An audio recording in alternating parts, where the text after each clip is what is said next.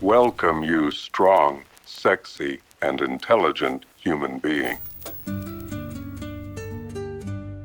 In this video, we're diving into the relationship wisdom and psychology of the top thinkers of our era, from legends like Jordan Peterson, Brené Brown, Gabor Maté, Andrew Huberman, and more. Imagine investing your heart, your soul, and your future into someone, only to realize too late that the signs were there all along. Today, I'm handing you the map built from the insight of these great minds to spot them before you get lost.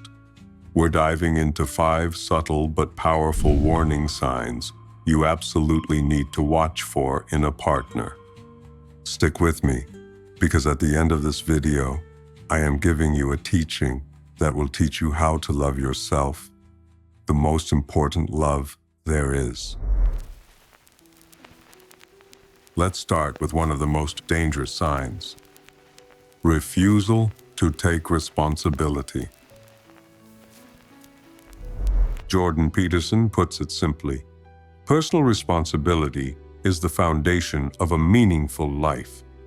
If a person cannot own their mistakes, their flaws, or even their basic human messiness, they are not equipped for a healthy relationship.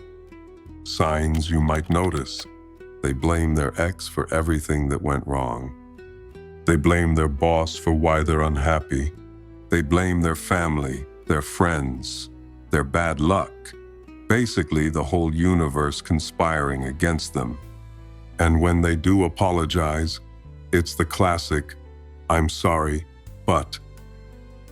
Carl Jung warned about the concept of projection, the act of taking parts of ourselves we refuse to face and hurling them onto others. So if your partner is constantly accusing everyone else of the things they secretly fear about themselves, that's projection, and that's dangerous. The hard truth is this: if you stay long enough, you won't just witness the blame, you'll become the target of it. Over time, you'll find yourself carrying guilt, shame, and burdens that were never yours to begin with. Ask yourself, does my partner ever own their part in problems? Or do they always find a scapegoat? You deserve someone who says, "I made a mistake, I want to make it right." Not someone who twists the narrative until you're the villain of their story.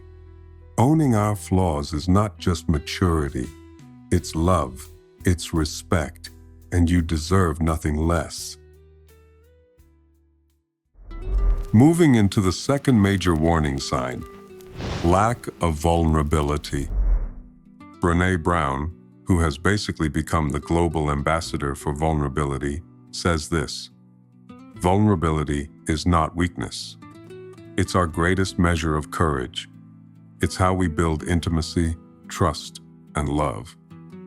If your partner treats vulnerability like it's a disease, if they armor up the second emotions get real, if every conversation about feelings becomes a joke, a deflection, or an eye roll, that is a huge warning sign.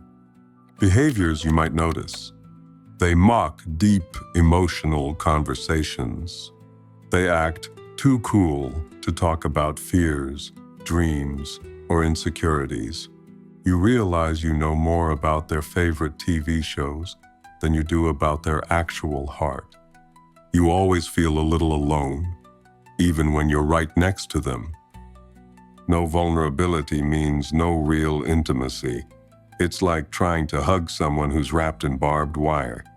You might want the closeness, but every time you reach for it, you get hurt. If someone won't risk being seen by you, they can never truly love you. Real love is raw, messy, and sometimes terrifying, but it's also beautiful. You deserve a partner who meets you there, not one who hides behind sarcasm and small talk. Warning sign number 3: they live in extremes. Carl Jung, the father of shadow work and one of the deepest explorers of human psychology, warned us about splitting. It's the inability to hold complexity. The mind clings to either all good or all bad, no in between, no gray zones, just extremes. If your partner swings wildly between love and hate, idolization and demonization, if one moment you're their whole world and the next you're public enemy number one, buckle up, my friend. That's not passion. That's emotional instability. Signs you might notice. 1 week, you're their soulmate. The next, you're too much, too needy, too distant. They love their job until they hate it. Every friend, every boss, every opportunity is the best until it's the worst. Drama follows them like a thundercloud follows a storm chaser. Living at emotional extremes isn't just exhausting for them. It becomes trauma for you. You start second-guessing yourself. You start walking on eggshells. You start losing your own emotional stability just trying to keep up. Stable partners don't expect you to be perfect. They love you in the gray areas, not just when you're shining bright, but when you're messy, tired, confused, human. True love isn't a hurricane. It's a steady, calming rain, predictable, nourishing, safe. Now, the fourth warning sign, they disrespect your boundaries. Andrew Huberman, brain science wizard and human performance expert, reminds us that our nervous system craves safety to thrive. We need to feel respected and seen, not just physically, but emotionally, mentally, spiritually. A partner who ignores, mocks, or pushes past your boundaries is not showing passion. They're showing disrespect, and it's a slippery slope from ignoring your no to manipulating your yes. Signs you might notice. They pressure you into things you're not ready for, emotionally, physically, or even socially. They mock your needs. Oh, come on, don't be so sensitive. They guilt trip you. If you loved me, you'd do this for me. They get angry when you ask for space or time apart. Real love honors your boundaries. Real love sees a no as sacred, not as a hurdle to overcome. If someone keeps crossing your lines, it's not because they didn't understand you. It's because they don't respect you. You are not asking for too much by asking to be heard, respected, and honored. You're asking for the bare minimum. Protect your boundaries like you protect your heart. Here we are, the fifth and final warning sign. They lack self-awareness. Gabor Maté, trauma expert and all-around soul whisperer, says it beautifully. Most destructive behavior comes from unhealed wounds. But here's the critical twist. Unhealed wounds don't doom you. Being unwilling to face them does. If your partner cannot or will not look at their own patterns, if they stay blind to their role in their struggles, if every conversation about growth turns into an argument or a shutdown, you're dealing with a ticking time bomb. Signs you might notice. They get defensive at even gentle feedback. They never seem curious about why they react the way they do. They repeat the same toxic cycles over and over, blaming circumstances, not themselves. They act like, this is just the way I am, take it or leave it. Here's a hard truth no one tells you. Love doesn't heal what someone refuses to admit is broken. Being with someone who lacks self-awareness means you will spend your life trying to fix what you didn't break.